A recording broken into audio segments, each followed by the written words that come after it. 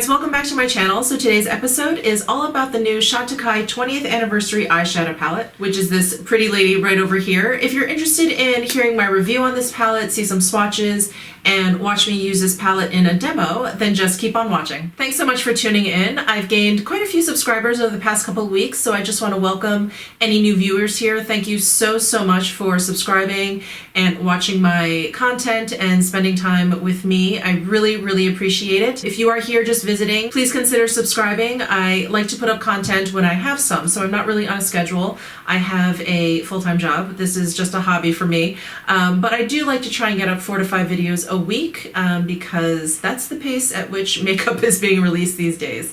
So anyway, without further ado, let's get into the review of this palette. This is the 20th anniversary for Chantecaille. So they released quite a few things, one of which is this beautiful eyeshadow palette here. It comes in this beautiful gold finish compact, and it has Sylvie Chantecaille is the creator and owner behind Chantecaille.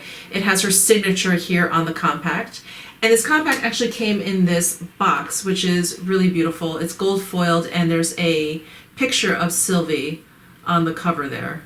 It's really pretty. I don't generally keep boxes, but I think I may keep this one. Anyway, there are 4 shadows in this palette, and this palette itself is magnetized, so you can remove all of these shadows if you'd like by just sticking a pin on the back here. So there's little holes in the back.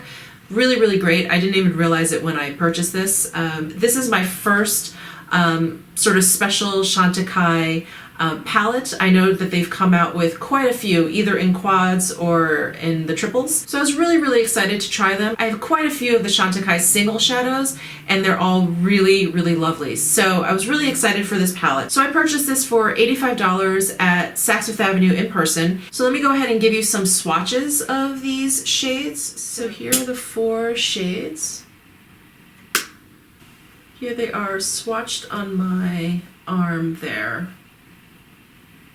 Now, I just went over these swatches twice because I don't think that these swatches aren't pigmented. I think they're actually fairly pigmented. They just happen to be very neutral, slightly pale shades. So they just don't really show up on my skin tone very well. So these swatches are fairly built up, just so you know. So with that said, while I love each individual shade in here, I think that they are beautiful. I think that they are of Chantecaille quality.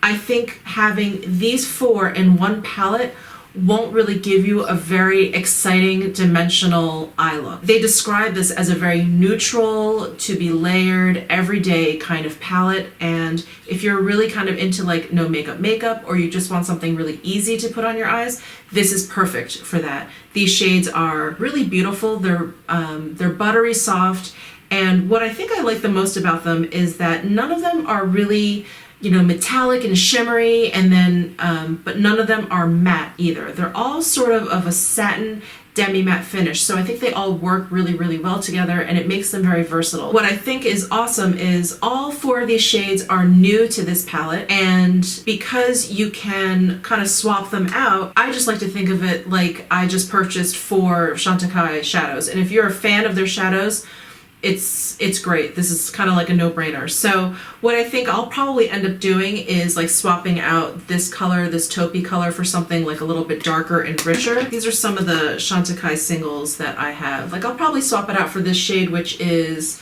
patchouli, and this will give it a little bit more dimension, or even this one, which is chocolat. But I do really like the shades. I like that these 2 shades are a little bit on the cool side, these 2 shades are a little bit more on the warm side, yet they all work really well together. And like all Chantecaille products, there is an overspray to these shadows. The overspray is quite beautiful. It really makes the shadows very appealing, but I wish they wouldn't do it because it's annoying to work through, because the first few times that I use the shadows, and still, because I still have some overspray on some of these, there's quite a glitter to the overspray, and you'll see that. You'll actually see that in the eyeshadow. It doesn't just like dust away very easily. So it's a little bit annoying, even though it is very beautiful to look at. And I just want to mention, because Chantecaille feels so strongly about being philanthropic, there are 2 charities that this palette will support, one of which is the David Sheldrick Wildlife Trust, and the other is the Lion Guardians. So I don't know if I mentioned this, but all of these shades shades are new and unique to this palette.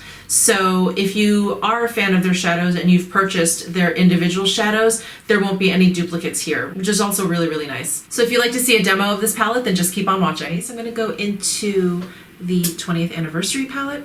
I am gonna go into this shade right up here. It's like the Golden Lion shade. I'm gonna use Tom Ford 13 brush. I'm going to focus that on the inner portion of my lid. And then I'm gonna take this pinky elephant color down here on the bottom left-hand corner, and with the same brush I'm just dipping in there, and I'm going to focus this on the outer corner of my lid and bring that towards the center. Then I'm going to take a smaller shader. This is the number 19 from Wayne Goss, and I'm going to go into the darker line color here in the bottom right hand corner, and I'm going to focus that just on the outer V here and then into this crease area. And then I'm going to take my Wayne Goss number 6 brush. I'm going to go into this light elephant shade, and I'm just going to brush that over my brow bone area. And I'm going to take my Sonia G Pencil 2 brush. I'm going to go into that same light shade and use it on my inner corners here for a nice subtle highlight. So I'm done with this palette. I'm gonna go off camera and finish off my eyes and my lips, and I'll be right back. So here is my final look. I finished off with some Chantecaille Faux Cils Longest Lash Mascara. I also added some eyeliner. I used the Linda Hallberg Grige Core eyeliner. And on my lips, I have the Chantecaille Lip Chic in Ceylon, which is this color right here.